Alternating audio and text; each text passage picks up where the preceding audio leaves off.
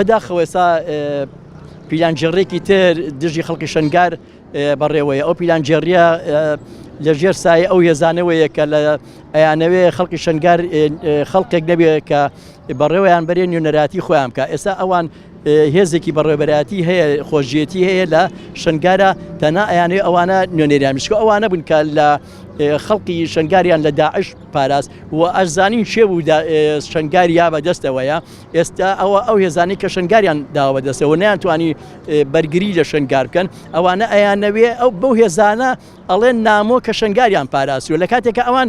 ئەوان خۆیان هێزی نامۆن. ئەو هێزانی کە ئێستا هەیە و ئەیانەوێت لەگەڵ حکومەتی عێراقیە پیلانجێڕی بکەن دژی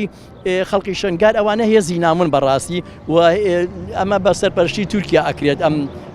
پیلانجێڕیەش و تورکیا ئەیەوێ خەڵکی کێشەکەی خەڵکی شەنگار نییە. ئەگەر خەڵکی شەنگار کێشە بێ لای تورکیا، لای پارتی، لای حکومەتی عێراقی، ئێمە پرسیاریان لەکەین کاتی ئەنفالەکانی ئێزیدیەکان ئەوان لە شوێ بوون غەیری ئەوەی کەوا خەڵکی ئەو وڵاتە خەڵکی بە ئەمەکی ئەو وڵاتە توانی شەرەف و کەرامەتی نەتەوەکەمان لە شەنگارە پارێزیە. ئێمە ئەوە بە پلانجێڕێکدا ئەنین و پێمان وایە ئەو هێزانەی کە لە دوای 2014ەوە ئەیانەوێ شەنگارین کە تەنها بۆ بەرژەوەندی خۆیانە و ئەیانەوێ پلانێکی تر دژی خەڵکی شەنگار بژێڕن کە